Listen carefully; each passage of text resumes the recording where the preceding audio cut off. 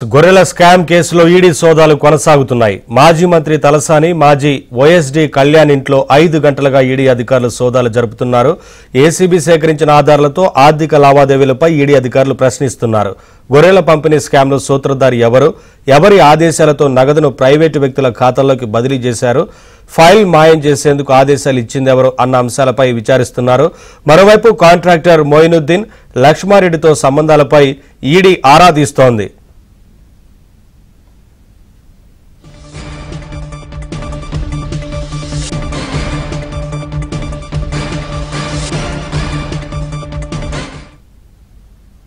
ఇదే అంశానికి సంబంధించి అప్డేట్స్ మా క్రైమ్ కరెస్పాండెంట్ శశి అందిస్తారు.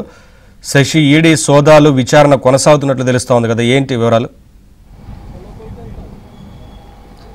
తలసాని మాజీ ఓఎస్డీ కళ్యాణ్ నివాసంలో గడిచిన గత 5 గంటలుగా ఈడీ అధికారులు సోదాలు నిర్వహిస్తూ ఉన్నారు. ఉదయమే ఈ కళ్యాణ్ ఇంటికి చేరుకున్నటువంటి ఈడీ అధికారులు ఆ సమయంలో కళ్యాణ్ ఆయన ఇంట్లోనే ఉన్నారు. అదే సమయంలో ఆయన్ను విచారిస్తున్నట్టుగా కూడా తెలుస్తుంది. ప్రధానంగా ఇప్పటి వరకు ఈ గొర్రెల స్కామ్లో జరిగినటువంటి అవకతవకలు, జరిగినటువంటి అక్రమాలు అన్నిటి మీద ప్రజెంట్ ఇప్పుడు కళ్యాణ్ను ఇటు ఈడీ అధికారులు విచారిస్తూ ఉన్నారు. ఇప్పటికే ఈ గొర్రెల స్కామ్కు సంబంధించినటువంటి కేసును ఏసీబీ అధికారులు సమగ్రంగా దర్యాప్తు చేశారు.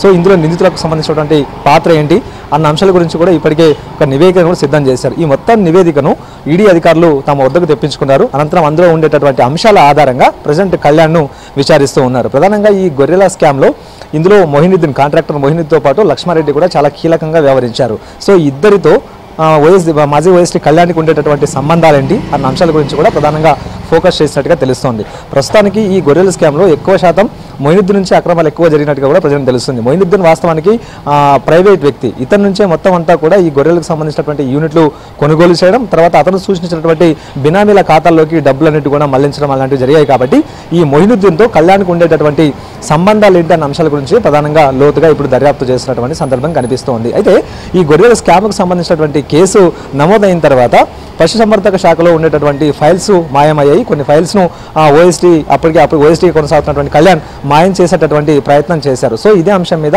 గతంలో సైబాబాద్ పిఎస్లో కేసు కూడా నమోదైనటువంటి సందర్భం కూడా ఉంది. అయితే ఎవరు చెబితే ఆ ఫైల్స్ను కళ్యాణ్ మాయం చేసేటటువంటి ప్రయత్నం చేశారు, ఎవరు ఆయనకు ఆదేశాలు ఇచ్చారనేటటువంటి అంశాల గురించి కూడా ఈడీ అధికారులు ప్రజెంట్ ఇప్పుడు ఆరా తీస్తూ ఉన్నారు. అయితే ప్రతి సంవత్సరం కూడా ఇటు గొర్రెల స్కీమ్కి సంబంధించి ప్రత్యేకంగా బడ్జెట్లు కొన్ని కేటాయింపులు ఉంటాయి. అందులో ఖర్చు చేసింది ఎంత, ప్రస్తుతం మిగిలింది ఎంత అన్న అంశాల గురించి ఎప్పటికప్పుడు కూడా ఆడిటింగ్ జరుగుతూ ఉంటుంది. కానీ వీళ్ళు చేసినటువంటి అక్రమాలన్నీ కూడా ఆడిటింగ్లో ఎక్కడా బయటికి రాకుండా, వెలుగులోకి రాకుండా ఎవరు అణిచివేశారు అనేటటువంటి అంశాల గురించి కూడా ప్రధానంగా ఇప్పుడు ఈడీ అధికారులు ఆరా తీస్తూ ఉన్నారు. వాస్తవానికి అక్రమాలు జరిగి ఉంటే కనుక ఖచ్చితంగా ఆడిటింగ్ సమయంలో నిధుల దుర్వినియోగం సంబంధించినటువంటి అంశాలు కూడా వెలుగులోకి వచ్చాయి. కానీ ఆ అంశాలు, నిధుల దుర్వినియోగం సంబంధించిన అంశాలు వెలుగులోకి రాకుండా ఎవరు తొక్కి పెట్టారనేటువంటి అంశాల గురించి కూడా ప్రధానంగా ఇప్పుడు కళ్యాణ్ను ఆరా తీసేటటువంటి ప్రయత్నం అయితే చేస్తూ ఉన్నారు. ప్రధానంగా ఈ కళ్యాణ్తో పాటు ఈ కళ్యాణ్కు ఇంకా పశుసంవర్ధక శాఖలో ఉండేటటువంటి మాజీ డైరెక్టర్ రామచంద్ర నాయక్తో ఉన్నటువంటి సంబంధాలు కావచ్చు, ఇవన్నీ వీటిని ఆరా తీస్తున్నటువంటి సందర్భాలు కనిపిస్తూ ఉన్నాయి.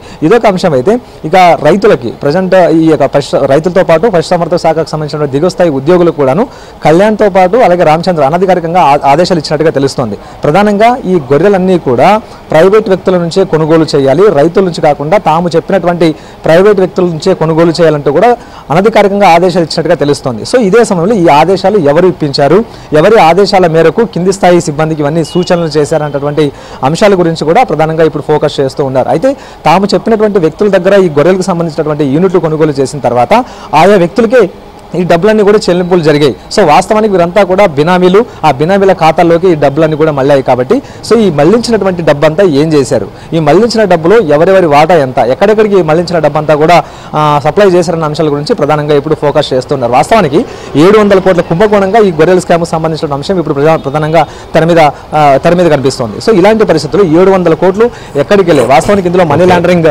కోణం ఉందా, లేకపోతే కొల్లగొట్టినటువంటి సొమ్మంతా కూడా ఎక్కడ దాచారన్న అంశాల గురించి ప్రధానంగా ఈడీ అధికారులు ఆరాధిస్తున్నారు.